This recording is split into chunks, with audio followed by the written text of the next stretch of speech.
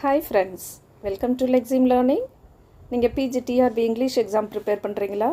அப்போ இந்த வீடியோ கண்டிப்பாக உங்களுக்காக தான். நம்ம இந்த வீடியோவில் The Makers of English அப்படின்ற சாப்டர் பற்றி பார்க்க போகிறோம். It is from UNIT-9, Chapter 7. Fine. Makers of English அப்படின்னு பார்த்தோம்னா, we can never point out any particular person as the maker of English because many authors have contributed their work for the appraisal of English language. இல்லையா? சரி, authors எப்படி English லாங்குவேஜுக்கு contribute பண்ணாங்க அப்படின்னு பார்த்தோம்னா, they contributed the language in two ways. ஒன்று டைரக்டாக, அதாவது directly introducing their own words. புதுசாக ஒரு வேர்டை கண்டுபிடிப்பாங்க, அதை அவங்களோட ரைட்டிங்கில் ரிப்பீட்டடாக எழுதிட்டே இருப்பாங்க. ஸோ இதை வாங்கி படிக்கிற பீப்புள் என்ன செய்வாங்க, ரிப்பீட்டடாக ஒரு நியூ வேர்டு வருது அப்படின்ட்டு அதை அப்படியே கற்றுக்குவாங்க. Then it becomes popular. Another way is indirect method. அதாவது இன்டைரக்ட்லி எப்படி அவங்க கான்ட்ரிபியூட் பண்ணுறாங்க அப்படின்னா, the contribution of their own words by the effect of popularity. So இதுவும் பார்த்திங்கன்னா யாரோ கண்டுபிடிச்சிருப்பாங்க, அந்த வேர்டை யாரோ யூஸ் பண்ணியிருப்பாங்க. இப்போ நான் கண்டுபிடிக்கிற வேர்டை நீங்கள் யூஸ் பண்ணியிருக்கீங்கன்னு வச்சுக்கோங்களேன். அப்போ உங்களோட புக்கை படிக்கிறவங்களுக்கு எல்லாத்துக்குமே என்னோடய வேர்ட் ஃபெமிலியராக ஆகிட்டு போகும். So here I will be the indirect contributor. புரிஞ்சுதா? ஓகே. ஆனாலும் அந்த credit goes to the particular person who made it. இல்லையா? என்ன தான் நீங்கள் எழுதியிருந்தாலும் அந்த கிரெடிட் யாருக்கு போகும்? இப்போ நான் புதுசாக ஒரு வேர்டை கொடுத்துருக்கேன் அப்படின்னா அந்த கிரெடிட் எனக்கு தான் வரும். ஸோ இது ஒரு கிரேட் எக்ஸாம்பிள் அப்படின்னு சொல்லணுன்னா Chaucer, because he became popular through his Canterbury Tales. Canterbury டேல்ஸை அவர் தான் ஃபஸ்ட்டு எழுதுகிறாரு. எழுதி அதை பிரிண்ட் பண்ணி எல்லாத்துக்கும் பப்ளிஷ் பண்ணுறாரு. அப்போ எல்லார் மனசில் இடம் பிடிச்ச ஒரு ஆத்தர் அப்படின்னு யாருன்னு பார்த்தோம்னா அது சாசர் தான். சாசர் எல்லார் மனசுலேயும் இடம் பிடிச்சது மட்டும் இல்லை, he was an illuminer of the English language. அதாவது இவர் ஒரு தூண்டுகோலாக இருக்கிறார். ஸோ இவரை பார்த்து இவருக்கு பின்னாடி நிறைய ஆத்தர்ஸ் உருவாகிட்டு வராங்க. And so he was defined as the father of English language, இல்லை ஃபாதர் ஆஃப் இங்கிலீஷ் பொயட்ரி அப்படின்ட்டு ரெண்டு விதமாக இவரை நம்ம டிஃபைன் பண்ணுறோம். His influence was responsible for fixing the Midland dialect as the literary language of England. So மெயினாக இங்கிலாண்டில் தான் இவரோட இன்ஃப்ளூயன்ஸ் அதிகமாக இருந்தது. As the first great national poet, Chaucer might have contributed plenty of new words to the language. So இவர் தான் இங்கிலாண்டோட national poet. அதனால் இவர் நிறைய வேர்ட்ஸை இன்ட்ரடியூஸ் பண்ணுறாரு. ஸோ ஒரு எக்ஸாம்பிள் சொல்லணும் அப்படின்னா, he used words like misdeemeth அப்படின்னா மிஸ் ஜட்ஜ் அப்படின்ற மீனிங் கொடுக்குது. அதே போல் வேர்ட் லைக் மிஸ்கான்கானித் அப்படின்னா it is the mixture of English and French. அதாவது இங்கிலீஷ் ஃப்ரெஞ்ச் ரெண்டையும் மிக்ஸ் பண்ணி கொடுக்குற ஒரு கெப்பாசிட்டியும் சாசர்கிட்ட இருந்தது. So Chaucer uses such compound words freely with a feeling of ownership. So இவருக்கு மேலே யாருமே இல்லை, நான் தான் ஓனர். ஸோ நான் என்ன க்ரியேட் பண்ணுறேனோ அதை தான் மக்கள் அக்செப்ட் பண்ணுறாங்க அப்படின்ற ஒரு தாட் அவருக்குள்ளே இருந்ததுனால நிறைய வேர்ட்ஸ் இவர் க்ரியேட் பண்ணுறாரு. And also he makes his language colourful. நமக்கு நம்மளோட டிஆர்பி சிலபஸில் என்ன கேட்டிருக்காங்க, அதாவது the contribution of Bible, Spenser, Shakespeare, Milton and doctor Johnson. So இதை எல்லாத்தையும் நம்ம கொஞ்சம் டீட்டெயிலாக பார்த்துருவோம். Let's begin with Bible. Bible has been a great maker of English apart from its religious and spiritual significance. Bible அப்படின்னாவே அதை நம்ம ஒரு ரிலீஜியஸ் புக்காக மட்டும் பார்க்கக்கூடாது. Because it has contributed much words to the English language. Among the makers of English a pride of place has to be given to the early translators of the Bible. So இந்த பைபிளை translate பண்ணவங்களுக்கு தான் நிறைய importance நம்ம கொடுக்கணும். ஏன்னா அவங்க மூலமாக தான் இங்கிலீஷ் ஸ்ப்ரெட் ஆகுது. த இம்பார்ட்டன்ட் டிரான்ஸ்லேட்டர்ஸ் யாரெல்லாம் அப்படின்னு பார்த்தோம்னா, John Wycliffe, William Tyndale, Miles Coverdale, King James. So இவங்க 4 பேரை பற்றி ஒரு ஷார்ட் டிஸ்கிரிப்ஷன் பார்த்துருவோம். இப்போ ஜான் வைக்லிஃப் அப்படின்னு எடுத்தோம்னா அவர் உருவாக்கின, அதாவது அவர் டிரான்ஸ்லேட் பண்ண அந்த பைபிளுக்கு நேம் லல்லார்ட்ஸ் பைபிள் அப்படின்னு சொல்கிறோம். ஏன் அப்படின்னா இவரோட ஃபாலோவர்ஸ்க்கு லல்லார்ட்ஸ் அப்படின்னு ஒரு பேர். இது இவரோட நிற்காம இவரோட ஃபாலோவர்ஸும் அதை கண்டினியூ பண்ணுறாங்க. So it was named as Lollards Bible. So he is an Oxford scholar in 14th century. He proclaimed that the Bible should be accessible to common people in their own language. அவர் என்ன சொல்கிறாருன்னா, பைபிளில் அவ்வளோ அழகான words இருக்குது, அதனால் இதை எல்லாருக்குமே கொடுக்கணும். அதாவது கிறிஸ்டியன்ஸ்க்கு மட்டும் இல்லாமல் எல்லா பீப்புள் கையிலையும் இந்த பைபிள் இருக்கணும் அப்படின்ற மாதிரி அவர் அதை டிஸ்கிரைப் பண்ணுறாரு. So this has been fulfilled now. ஆமாம், இப்போ வந்து பார்த்திங்கன்னா கிறிஸ்டியன்ஸ் எல்லார் வீட்லேயும், அதாவது வீட்டுக்கு ஒரு பைபிள் அப்படின்ற நிலமை போய் ஒரு வீட்டில் இருக்கிற அத்தனை மெம்பர்ஸ்க்கும் ஒரு பைபிள் அப்படின்ற மாதிரி தனித்தனியாக வச்சுருக்காங்க. நான் ஆல்ரெடி சொன்ன மாதிரி ஜான் வைக்லிஃபை ஃபாலோ பண்ணவங்க லல்லார்ட்ஸ் அப்படின்னு சொல்கிறோம். They are the forerunners of the 16th century Protestant Reformation. 16th centuryயில் ப்ரொட்டஸ்டாண்ட் அப்படின்னு ஒரு குரூப் ஆஃப் பீப்புள் ரோமன் கேத்தலிக்லேருந்து பிரிஞ்சு போனாங்க. இதை நம்ம ஏற்கனவே ப்ரீவியஸ் சாப்டர்ஸில் பார்த்துருக்கோம். இந்த லல்லார்ட்ஸ், அதாவது வைக்லிஃபோட followers were responsible for the first translation of the Bible into English in 1382. So இந்த லல்லார்ட்ஸ் தான் ஃபஸ்ட்டு இந்த பைபிளை ட்ரான்ஸ்லேட் பண்ண ஆரம்பிக்கிறாங்க. At the same time we come to know that John Purvey அப்படின்றவர், அதாவது இவர் வந்து இந்த வைக்லிஃபோட டிசைபிள், அவரோட follower. He revise the translation which had been done by these lollards in 1382. அதாவது 1382ல் இவங்க எழுத ஆரம்பிக்கிறாங்க. அதே டைமில் ஜான் பர்வின்றவர் இந்த டிரான்ஸ்லேஷனை ரிவைஸ் பண்ணி கொடுக்குறாரு. therefore it is credited to John Wycliffe. ஏன்னா லல்லார்ட்ஸும் ஜான் வைக்லிஃபோட ஃபாலோவர்ஸ் தான், இந்த ஜான் பர்வின்றவரும் அவரோட டிசைபிள் தான். சரியா? ஓகே, இப்போ நம்ம அடுத்தது வில்லியம் டைண்டேலை பற்றி பார்ப்போம். அவரோட கான்ட்ரிபியூஷன் என்ன அப்படின்றத தெரிஞ்சுக்கலாம். வில்லியம் டைண்டேலோட அந்த டிரான்ஸ்லேஷனில் உருவான பைபிளுக்கு பேர் டைண்டேல் பைபிள் அப்படின்னு சொல்கிறோம். இதுக்கு முன்னாடி என்ன பார்த்தோம்? Lollards Bible. So the second one is Tyndale Bible. It was during his period the translation was done directly from Hebrew and Greek version. So டைரெக்டாக ஹீப்ரூ அண்ட் க்ரீக் வெர்ஷன்லேருந்து இவர் டிரான்ஸ்லேட் பண்ணுறாரு. இந்த original translation from Greek and Hebrew gave new shades of meaning. So அப்போ அதோட meaning வந்து அப்படியே டைரெக்டாக அதிலிருந்து எடுக்கப்படுது. அதனால் he gives the proper meaning. அதாவது Tyndale's translation gave the correct meaning to the words. இதனால் என்ன ஆகுது அப்படின்னா, மற்ற டிரான்ஸ்லேட்டர்ஸ், அதாவது the other translators found it difficult to provide the correct meanings. As a result, they had to invent new combinations of words. இவரோட டிரான்ஸ்லேஷனை பார்த்தோன்னா மற்ற டிரான்ஸ்லேட்டர்ஸ்க்கு confuse ஆகுது. ஸோ அவங்களும் என்ன செய்யணும், இவரை மாதிரியே நியூ காம்பினேஷன்ஸ் ஆஃப் வேர்ட்ஸ் அவங்க இன்வென்ட் பண்ணணும். அப்போ தான் அது வந்து எல்லாராலையும் அக்செப்ட் பண்ணப்படும், இல்லையா? ஃபைனலி டைண்டேல் என்ன செஞ்சாருன்னா, he gave English a long suffering and peacemaker. Long suffering in the sense the translators struggled to find new words to match the original. அதாவது லாங் சஃபரிங் அப்படின்னா இங்கே வந்து this also a happy thing only. ஏன்னா டைண்டேல் வந்து புது வேர்ட்ஸை அந்த Hebrew க்ரீக்லேருந்து எடுத்ததுனால இவங்களும் என்ன செஞ்சாங்க, அந்த ஹீப்ரூ க்ரீக் அந்த லாங்குவேஜில் நியூ வேர்ட்ஸை இவங்களும் இன்வென்ட் பண்ண ஆரம்பித்தாங்க. அஃப்கோர்ஸ் அந்த டியூ கோர்ஸ் டைமில் இவங்களுக்கு வந்து அது சஃபரிங் மாதிரி இருக்கும். So that's why he says it is a long suffering. ஆனால் அதுக்கப்புறம் என்னாச்சு, தே வில் பி ஹாப்பி, இல்லையா? They would have find the peace. Once it is found they become the peace makers of the language. So once அவங்க எல்லாம் கண்டுபிடிச்சி William Tyndale மாதிரியே வந்த உடனே they too were very happy. இப்படி English லாங்குவேஜில் ஒரு பெரிய புரட்சியை பண்ணிகிட்டு இருந்த இந்த டைண்டேல் ஃபைனலாக வந்து ஒரு சேட் நியூஸை கொடுக்குறாரு. அதாவது it is said that before completing the translation of old testament Tyndale was captured and he was executed in 1536.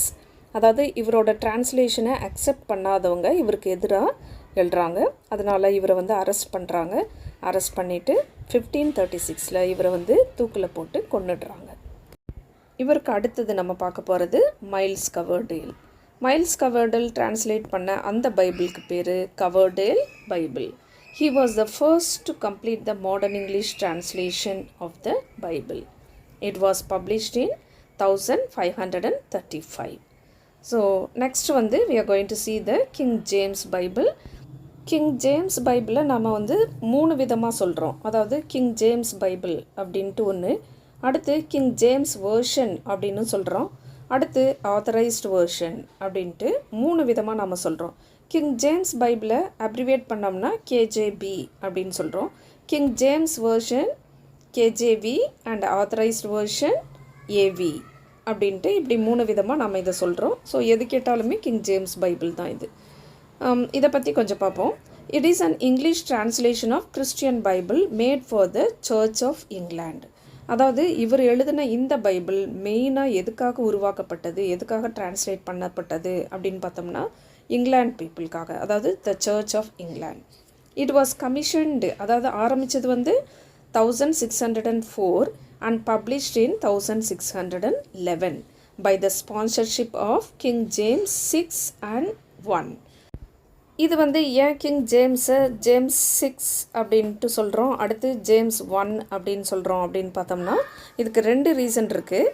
அதாவது கிங் ஜேம்ஸ் வந்து 2 இடத்துல கிங்காக இருந்திருக்காது. ஒன்று வந்து ஸ்காட்லாண்டில், இன்னொன்று இங்கிலாந்து அண்ட் அயர்லாந்து. அப்படி இருக்கும்போது ஸ்காட்லாண்டில் அவரோட நேம் வந்து ஜேம்ஸ் 6 அண்ட் இங்கிலாந்து அண்ட் அயர்லாண்டில் அவர் கிங்காக இருந்தப்போ அவரோட நேம் வந்து ஜேம்ஸ் 1. அதனால் இவருக்கு வந்து 2 நேமுமே பொருந்தும். ஸோ கிங் ஜேம்ஸ் 1னாலும் அவரே தான், கிங் ஜேம்ஸ் 6னாலும் அவரே தான். Next let's see some famous words by these translators. John Wycliffe எடுத்துட்டோம்னா ப்ரெஸ்பைட்டர் அப்படின்ற ஒரு க்ரீக் வேர்டை ப்ரீஸ்ட் அப்படின்னு கொடுத்துருக்காரு. அடுத்து ப்ராடிகல் சன் அப்படின்ற ஒரு நியூ வேர்ட் அவர் கொடுத்துருக்காரு. ப்ராடிகல் சன் அப்படின்னா உதாரி மகன். இது வந்து பைபிள்லேருந்து எடுக்கப்பட்ட ஒரு வேர்டு தான். அடுத்து டைண்டேல் கொடுத்த நியூ வேர்ட்ஸ் என்ன அப்படின்னு பார்த்தோம்னா beautiful. Beautiful is the special word used by Tyndale. இதுக்கு முன்னாடி யாருமே இந்த மாதிரி ஒரு வேர்டை யூஸ் பண்ணதே இல்லை. His other words are long suffering, peacemaker, scapegoat. அதாவது it is another good verbal invention by Tyndale. அடுத்து he also translated a phrase from the pre-authorized version of the Bible. So from the book of Genesis he took sweat of thy brow அப்படின்றது Genesis புக்கில் இருந்தது, அதாவது pre-authorised version புக்கில். இவர் அதை வந்து எப்படி டிரான்ஸ்லேட் பண்ணியிருக்காரு அப்படின்னா ஸ்வெட் ஆஃப் தை ரேஸ், அதாவது ஸ்வெட் ஆஃப் தை ப்ரோன்றதை ஸ்வெட் ஆஃப் தை ரேஸ் அப்படின்னு மாற்றி கொடுத்துருக்காரு. Next we are seeing கவர்டல்.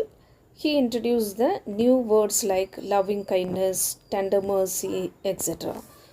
There are some words preserved from extinction, அதாவது அழிந்து போன வேர்ட்லேருந்து எடுத்து வச்ச ஒரு சில வேர்ட்ஸ் அப்படின்னு பார்த்தோம்னா apparel and raiment for dress or cloth. அதாவது ட்ரெஸ், கிளாத் இதுக்கெல்லாம் அப்பேரல் ஆர் ரெய்மெண்ட் அப்படின்னு யூஸ் பண்ணிகிட்டு இருந்தாங்க. இப்போ நாம் ட்ரெஸ் ஆர் கிளாத்னு யூஸ் பண்ணுறோம். அடுத்து லிவிங் அப்படின்றதுக்கு வந்து குயிக் அப்படின்ற ஒரு வேர்டு இருந்தது, அதுவும் இப்போ இல்லை. அடுத்து யங் உமன் அப்படின்றதுக்கு டேம்செல் அப்படின்னு யூஸ் பண்ணிகிட்டு இருந்தாங்க. Then for labour they were using travail. இந்த மாதிரி அழிந்து போன வேர்ட்ஸ் அப்படின்னு பார்த்தோம்னா apparel, raiment, quick, damsel, travail. குயிக்ன்ற வேர்டை நம்ம யூஸ் பண்ணிகிட்ருக்கோம், but it has some other meaning. முன்னாடி வந்து இதுக்கு லிவிங் அப்படின்ற மீனிங் இருந்தது. Next I will give you some idioms and phrases used in English from the Bible. அதாவது பைபிளிலிருந்து எடுக்கப்பட்ட idioms and phrases what we use in English. To cast pearls before swine, a labor of love, a howling wilderness, the shadow of death, the 11th hour, to hope against hope. Next we are going to see the contribution of Edmund Spencer. Edmund Spencer, who acknowledged Chaucer as his master, is the next great contributor to the development of English language. Chaucerக்கு அப்புறம் இவர் தான் வந்து நிறைய words கொடுத்துருக்காரு. Spencer created an artificial dialect for himself. அதாவது அவருக்காகவே ஒரு artificial டயலெக்டை அவர் create பண்ணுறாரு. இது எங்கேருந்து அவர் எடுத்தார் அப்படின்னு பார்த்தோம்னா 3 இடத்துலேருந்து எடுக்கிறாரு. Partly from the language of olden generation. So olden people என்னெல்லாம் பேசுனாங்களோ அதிலிருந்து கொஞ்சம் வேர்ட்ஸ் எடுத்துக்கிறாரு. அடுத்து partly from the speech of his region, அவர் தங்கியிருக்கிற அந்த ஏரியாவில் இருக்கிற மக்கள் பேசுகிற அந்த வேர்ட்ஸ்லேருந்து கொஞ்சம் எடுத்துக்கிறாரு.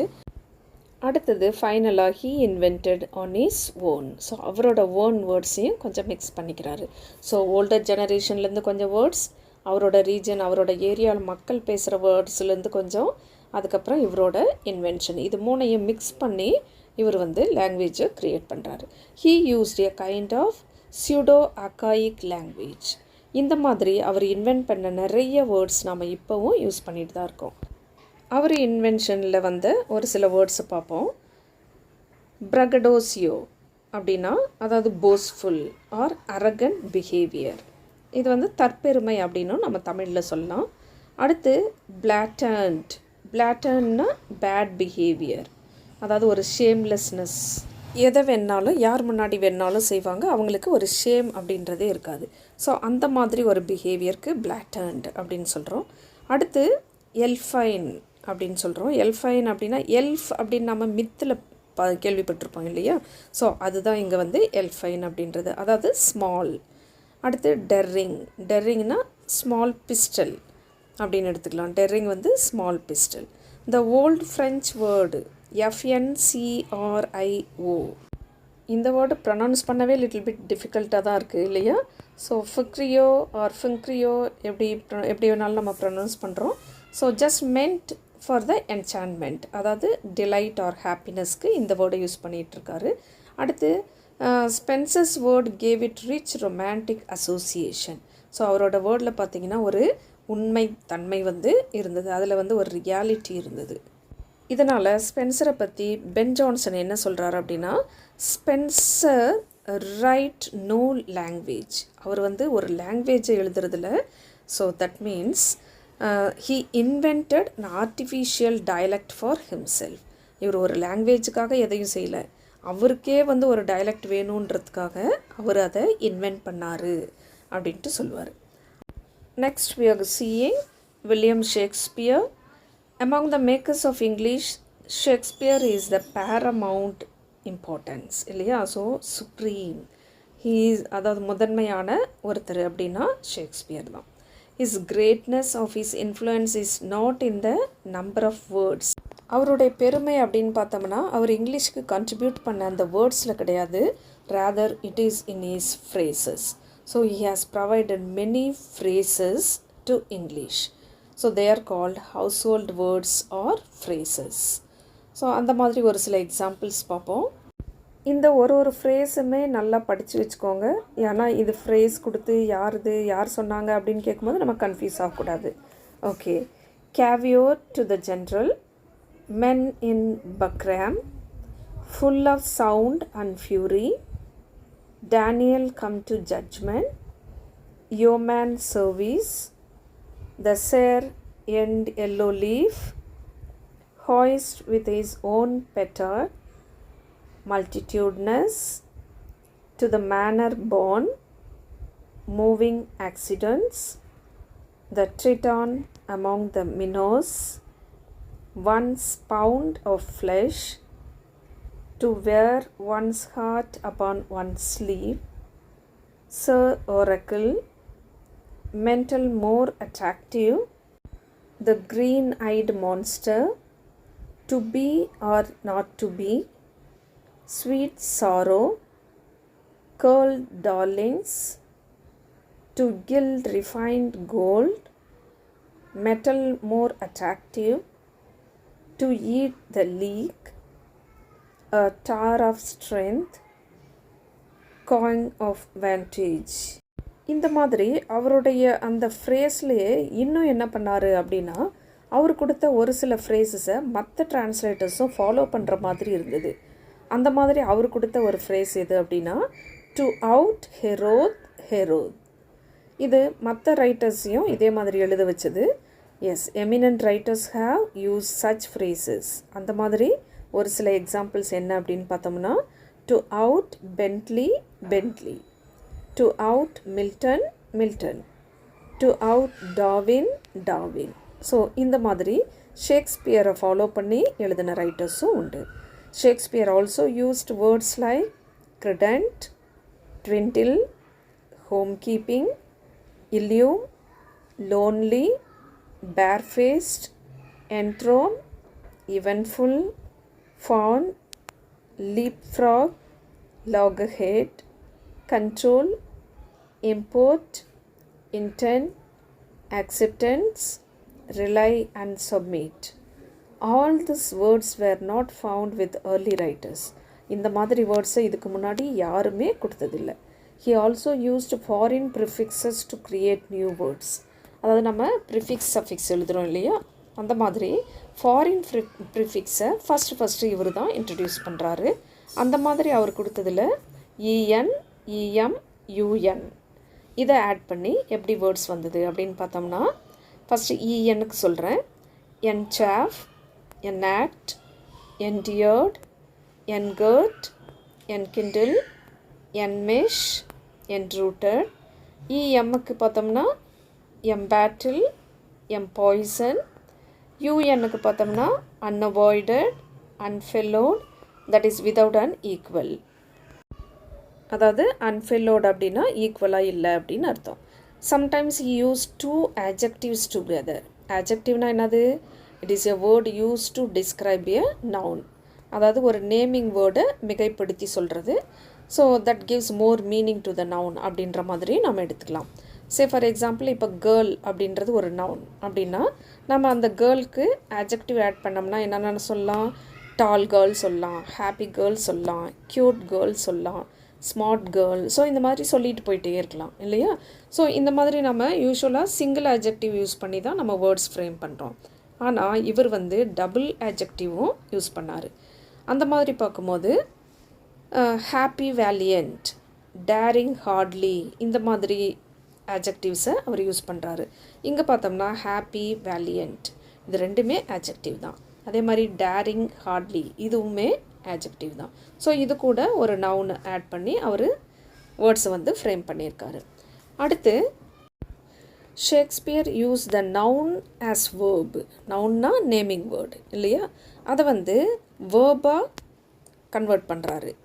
அதாவது வேர்ப்னா என்னது? ஆக்ஷன் ஆர் டூயிங் அப்படின்னு சொல்கிறோம்.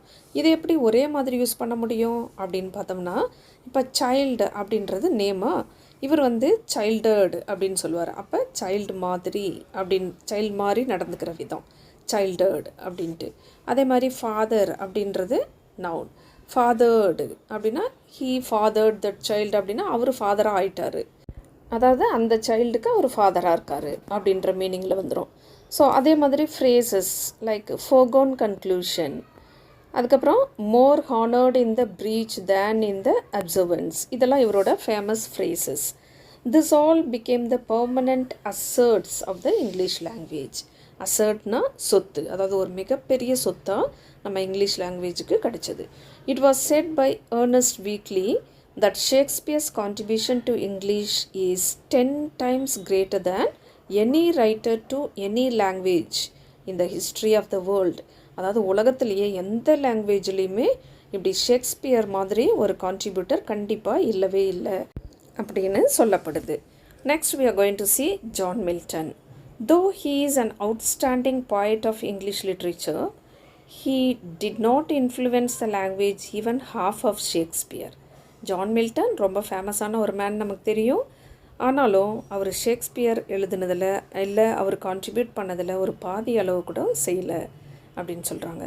Still as a moulder of English poetic diction, he added few phrases and words in his works. So poetic diction அப்படின்னு பார்த்தோம்னா ஜான் மில்டன் தான் அதில் ஃபேமஸாக இருக்கார். ஸோ அவரோட ஃப்ரேசஸ் என்னெல்லாம் வந்தது அப்படின்னு பார்த்தோம்னா, to hide one's diminished head, darkness visible, the human face divine, barbaric pearl and gold, that bad eminence, pandemonium. அதாவது pandemoniumனா it is a sense of confusion or hell. நம்ம paradise lostல இது படிச்சிருக்கோம் இல்லையா? all this we find in paradise lost. So இது எல்லாமே வந்து paradise lostல வருது.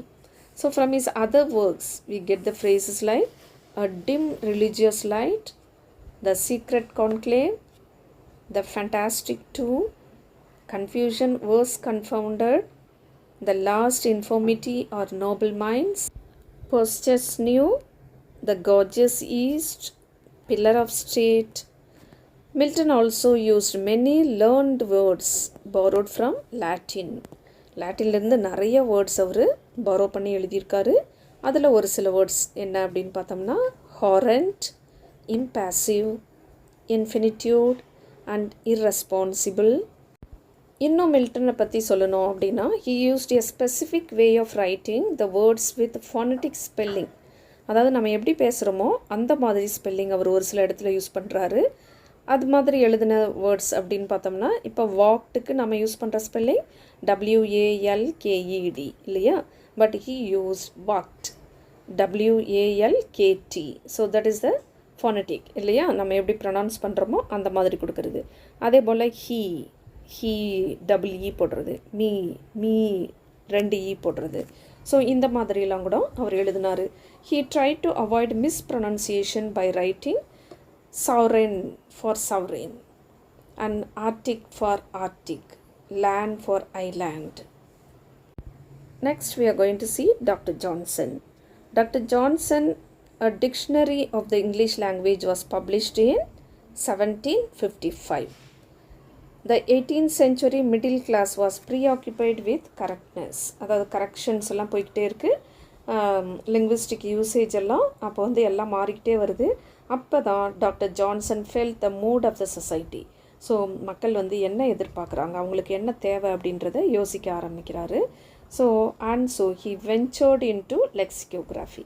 அதாவது ஹீ டுக் ரிஸ்க், நம்ம ரிஸ்க் எடுத்து ஒரு டிக்ஷனரியை கண்டிப்பாக உருவாக்கணும் அப்படின்ற ஒரு சேலஞ்சாக எடுத்துக்கிறாரு. Doctor Johnson's dictionary is an important milestone in the lexicography. மற்ற எல்லாத்தையும் விட அதிகமான வேர்ட்ஸ் இவர் கொடுத்துருக்காரு. அதோடு கூட அந்த வேர்ட்ஸுக்கான டெஃபனிஷன், மீனிங் இதெல்லாம் கொடுத்ததுனால every one prefer to learn his words. இப்போ நமக்கு ஏதாவது மீனிங் தெரியலன்னா ஈஸியாக டிக்ஷனரி எடுத்து பார்த்துட்றோம் இல்லையா, பட் அதை க்ரியேட் பண்ணி ஒன்றொன்றுக்கும் நியூ வேர்ட்ஸ் இன்வென்ட் பண்ணி அதுக்கான மீனிங் எல்லாத்தையும் அவர் வந்து ஸ்ட்ரக்சர் பண்ணுறதுக்குள்ளே அவர் எவ்வளோ கஷ்டப்பட்டிருப்பார் அப்படின்றது நமக்கு புரியும். ஓகே, ஜான்சன்ஸ் கண்டெம்பரரி, அதாவது அவரோட பீரியடில் வாழ்ந்தவங்க அவரை பற்றி என்ன சொல்கிறாங்க அப்படின்னா, கேரிக் அப்படின்றவர் என்ன சொல்லியிருக்காரு அப்படின்னா, he compared his achievement with that of French and set. இவரோட அச்சீவ்மெண்ட்டு வந்து ஃப்ரெஞ்சோட கம்பேர் பண்ணி ஜான்சனை பற்றி என்ன சொல்கிறாருன்னா, and Johnson's well armed like a hero of year has beat 40 French and will beat 40 more. அது 40 times வந்து ஃப்ரெஞ்சை பீட் பண்ணிட்டாரு, இன்னமும் 40 times அவர் வந்து பீட் பண்ணுவார் அப்படின்ற மாதிரி சொல்கிறாரு. அடுத்து ஷெரிடன் அப்படின்றவர் என்ன சொல்கிறாருன்னா, if our language should ever be fixed, he must be considered by all posterity as the founder and his dictionary as a cornerstone அப்படின்னு சொல்கிறாரு. அடுத்து போஸ்வெல் என்ன சொல்கிறாரு அப்படின்னா, he hailed Johnson, அதாவது அவர் வந்து அப்படியே அடோர் பண்ணுறாரு. the man he what conferred stability on the language of his country அப்படின்ட்டு அவரை வந்து புகழ்ந்து பேசுகிறாங்க. அதாவது மேக்கர்ஸ் ஆஃப் இங்கிலீஷ் அப்படின்னு எடுத்துட்டோம்னா இன்றைக்கி வரைக்குமே அந்த ப்ராசஸ் வந்து போய்கிட்டே தான் இருக்குது. ஸோ உங்களுக்கு ஒரு நியூஸ் சொல்லணும் அப்படின்னா இன்றைக்கி நீங்கள் எடுத்து பார்த்தீங்கனாலும் இந்த today's new word added to the dictionary அப்படின்னு நீங்கள் கூகுளில் சர்ச் பண்ணி பார்த்தீங்கன்னா கண்டிப்பாக உங்களுக்கு ஒரு வேர்டு கிடைக்கும். So everyday a new word is added to the dictionary. இந்த கொரோனா பீரியடில் கூட நிறையா வேர்ட்ஸ் புதுசாக வந்தது. ஈவன் அதில் நான் ஒரு வீடியோ கூட போட்டிருப்பேன், அதாவது கொரோனா ஃப்ரேசஸ் அப்படின்ற மாதிரி ஒரு வீடியோ போட்டிருப்பேன். உங்களுக்கு டைம் இருந்தால் இல்லை போர் அடிக்கும் போது ஜஸ்ட் எடுத்து பாருங்களேன். ஸோ கொரோனாவுக்காகவே உருவாக்கப்பட்ட ஒரு சில வேர்ட்ஸ் வந்து அதில் இருக்கும். ஸோ இந்த மாதிரி மேக்கர்ஸ் ஆஃப் இங்கிலீஷ்னு எடுத்துட்டோம்னா நிறைய பேர் இருக்காங்க. ஆனால் நமக்கு நம்மளுடைய சிலபஸில் Spencer, Shakespeare, Milton and doctor Johnson இவங்களை பற்றி தான் நம்ம பார்க்குறோம். ஸோ அது முடிஞ்ச அளவுக்கு நான் உங்களுக்கு டீட்டெயிலாக கொடுத்துருக்கேன். அதனால் நீங்கள் வந்து வீடியோவை ஸ்கிப் பண்ணாதீங்க. சப்போஸ் இப்போ ஸ்கிப் பண்ணிவிட்டு நீங்கள் லாஸ்ட் வரை வந்துட்டு இருந்தாலுமே உங்களுக்கு டைம் இருக்கிறப்ப எடுத்து பாருங்கள். Because each word is important for your exam. நீங்கள் புதுசாக இந்த சேனலை பார்க்குறவங்கன்னா மறக்காமல் சப்ஸ்கிரைப் பண்ணிக்கோங்க. அதோட பெல் பட்டன் கிளிக் பண்ணி ஆல் அப்படின்ற ஆப்ஷனை செலக்ட் பண்ணி வச்சுக்கோங்க. கண்டிப்பாக உங்கள் ஃப்ரெண்ட்ஸுக்கு ஷேர் பண்ணுங்கள். இது எல்லாருக்குமே யூஸ்ஃபுல்லான ஒரு சேனலாக இருக்கும். We'll see you in the next video. Until then, bye.